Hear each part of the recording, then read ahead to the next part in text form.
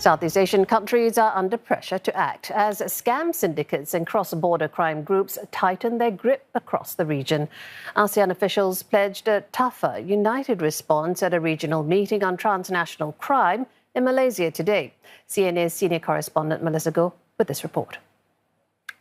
Safeguarding the financial security and welfare of its 680 million population has become the top priority of ASEAN crime busters at this three-day conference in the historical city of Malacca.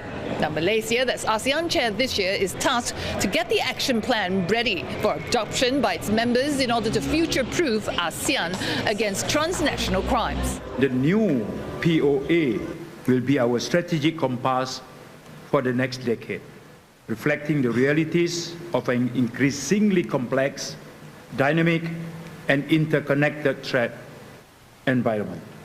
Billions of dollars were stolen, while tens of thousands were forced into modern slavery to defraud at scam centers across Thai, Myanmar and Cambodia borders.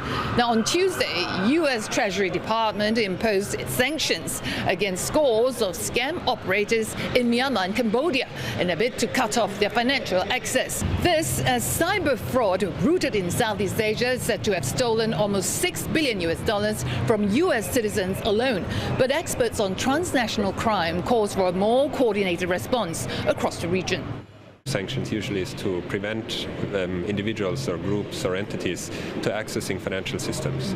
But because of the underground banking infrastructure that organized crime groups have established here in Southeast Asia, actually they are able to continue to move money. They are able to continue to access money even without access to formal financial institutions.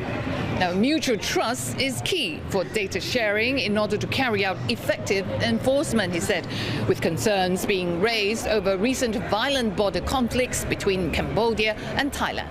Our position and of course the position to cooperate with neighboring country as well as a member of ASEAN, even beyond, it remained the same because we would not let our guard down to have transnational crime continue to dominate our law enforcement agency and the spirit of cooperation. So this is remained intact and will continue to do so for safeguarding the securities and safety of our peoples.